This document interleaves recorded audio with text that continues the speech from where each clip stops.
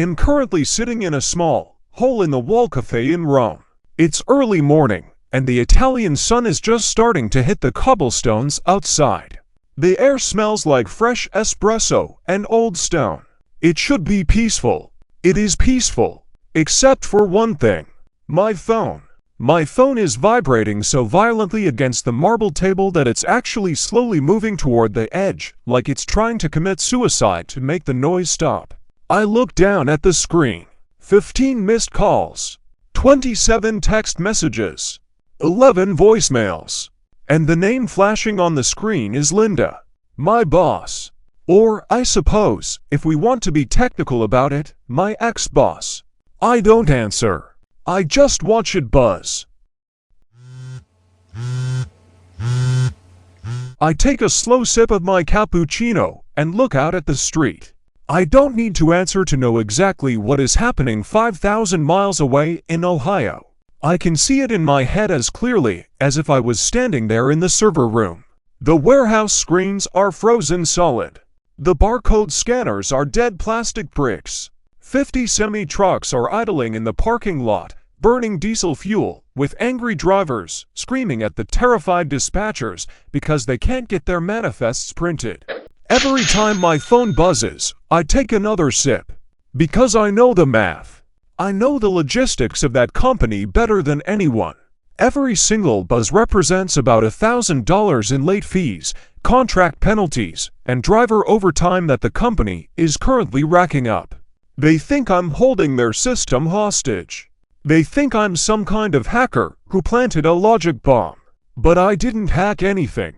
I didn't write a single line of malicious code. I just followed the rules. I did exactly what I was told. And now, they're going to have to pay me a very premium rate to stop following them. Let's go back a bit. To really understand why this moment in Rome feels so incredibly good, you have to understand what my life was like for the last 5 years. I was the senior SysAdmin for a mid-sized logistics firm in the Midwest. If you looked at our website, you'd see glossy photos of shiny trucks, smiling drivers in crisp uniforms, and slogans like technology-driven logistics and the future of freight. It looked impressive. It looked modern. But if you looked under the hood, it was a horror show. A digital house of cards built on a swamp.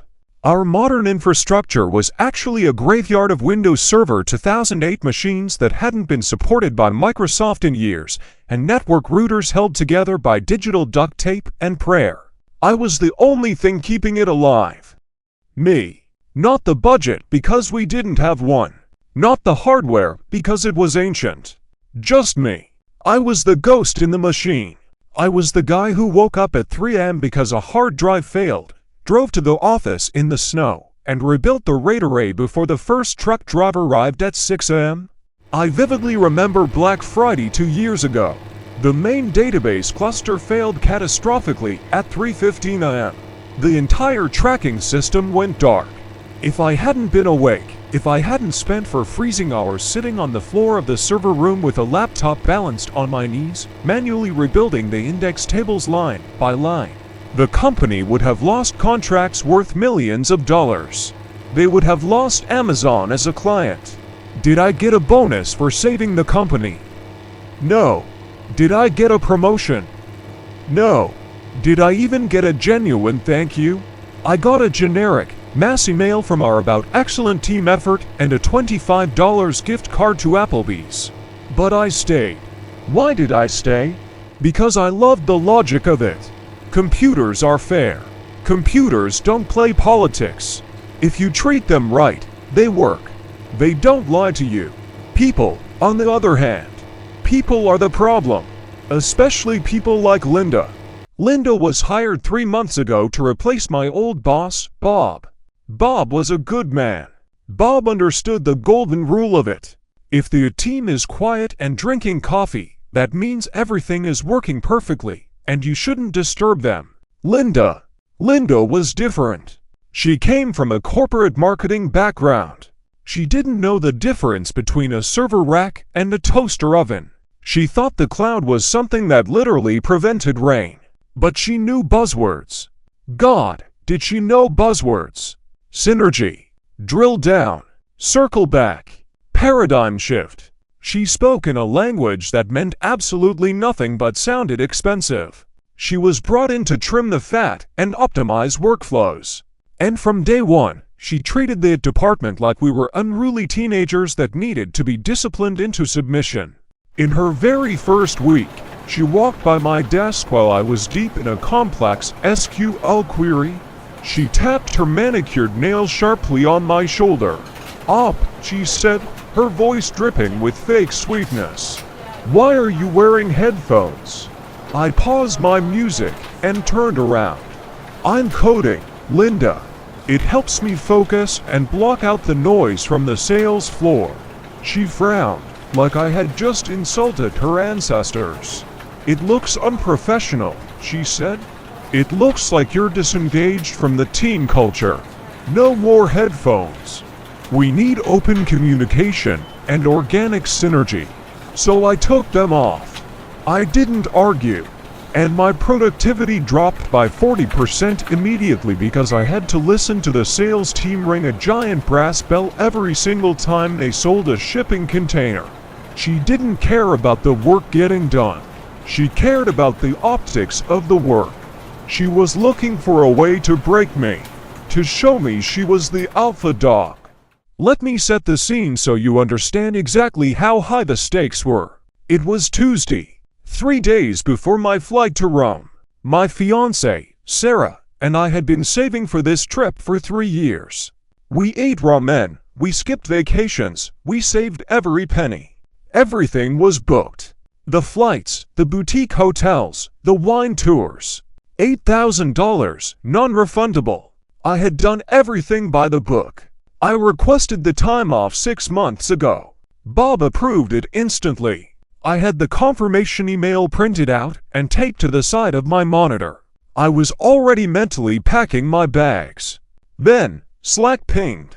That specific, annoying notification sound. "Linda, my office." Now, I walked in. She didn't offer me a seat. She was standing by the window, looking out at the parking lot, slowly sipping some green sludge from a plastic cup. She let me stand there for a full minute before acknowledging my existence. It was a power move. "Op," she said, finally turning around. "We have a problem with the Q3 numbers. The data migration is lagging behind schedule." "I know," I said, confused. "That's why I wrote and set up the automated script. It triggers this weekend. It will process the backlog and fix the variance by Monday morning.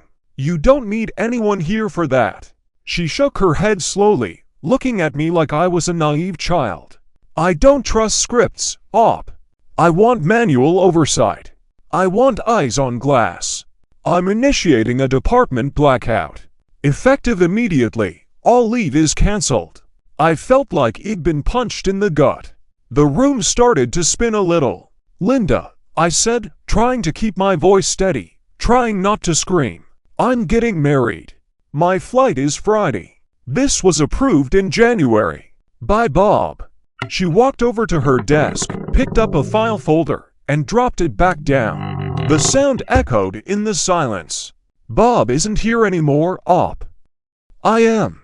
And business needs come first. That's the reality of the corporate world." "I paid $8,000 for this," I said. My hands were shaking in my pockets, fists clenched so hard my nails were digging into my palms. "It's my honeymoon. It's non-refundable." She looked me dead in the eye. There was zero empathy, just a cold calculation. "Then you really should have bought travel insurance. That's not the company's financial responsibility. Look, let's keep this simple. If you are not in that chair at 8 a.m. on Friday morning, I will consider it a resignation. You will be fired for job abandonment. Is that clear?" She smiled. A tiny, cruel smile. She enjoyed it. She liked seeing the panic in my eyes. She thought she had me cornered. She thought I was just another corporate drone too scared of losing my health insurance to fight back. But she forgot one thing. She forgot to ask how the servers actually worked. She didn't know about the heartbeat. Here is the technical secret of that company. the thing that wasn't in any documentation. The legacy servers had a massive, critical memory leak. It was a known bug in the old software we were forced to use. Every 24 to 48 hours, the RAM would fill up completely, and the main database would lock up. If that happens, everything stops. The warehouse scanners stop working. Trucks can't get manifests. Nothing moves in or out. The software vendor wanted $50,000 to patch the bug. The company was too cheap to pay. So, being the essential and dedicated employee I was, I wrote a workaround. A simple bash script called KeepAlive.sh. But here's the kicker. The company refused to buy me a dedicated admin terminal for remote access. They told me to make do with my own equipment if I wanted to work remotely. So, KeepAlive.sh wasn't running on the server. It was running on my personal laptop, sitting on my desk, connected to the network via Ethernet. Every night at 3 a.m., my laptop sent a command to the server to flush the RAM and clear the cache. It was the digital heartbeat of the company, and it lived on my hardware. I walked out of Linda's office and went back to my desk. I sat there for a moment, listening to the hum of the office. I looked at the framed photo of me and Sarah on the beach. I looked at my favorite coffee mug. Linda said if I wasn't there Friday, I was fired. In our state laws, that specific phrasing constitutes a constructive dismissal. She basically fired me in advance. So, I decided to accept her terms immediately. I slowly packed my bag. I put the photo in. I put the mug in. I put my chargers in. And then, I reached down under the desk to the power strip.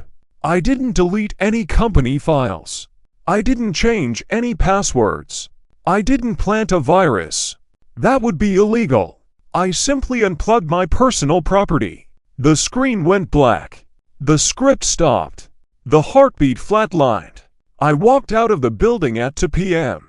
I left my badge on her desk while she was in a Synergy workshop. Fast forward to Friday morning. I'm in Rome. We just landed and checked into our hotel. I turn my phone on for the first time in 12 hours. It explodes with notifications. Based on my calculations, the server memory filled up to critical levels around 4 est. By 4:30, the database locked up completely. By 6 a.m., the first shift arrived at the warehouse, fired up their scanners, and couldn't log in. Nothing worked. By 8 a.m., when Linda walked in with her green smoothie, the building was probably chaos. I go to my voicemail. I listen to the first message. It's Linda. Her manager voice, that arrogant, condescending tone is completely gone. She sounds frantic. She sounds terrified. Op. Pick up. Where are you? The system is down. Everything is frozen. Trucks can't leave the docks. We are losing money every second. You need to come in now and fix this code. I smiled. I turned to Sarah and said, let's go get some breakfast. We ordered eggs and coffee. I sat there, eating slowly, watching the people go by. I waited. 1 hour. 2 hours. Every hour the system is down costs the company about $15,000 in penalties from clients and idle trucking fees. I let them bleed for 3 hours. That's $45,000. Roughly the cost of my salary for half a year, burning in a bonfire of their own making. Finally, when I finished my second coffee, I called back. She picked up on the first ring. Where are you? She screamed. Get your ass in here right now. Linda, I said, keeping my voice incredibly calm. I don't work there. I quit on Tuesday. Remember, you revoked my leave. You said if I wasn't there Friday, don't bother coming back. So I didn't come back. I don't care about that. She shrieked. You sabotaged the system. I'm calling the police. I'm suing you. No, I corrected her. I removed my personal equipment. The system failed because you relied on a patch running on an employee's personal laptop and didn't have a contingency plan. That's a management failure, Linda. That's on you. I heard a scuffle on the other end. The phone was snatched away. It was the CEO. The CEO said, He sounded tired and defeated.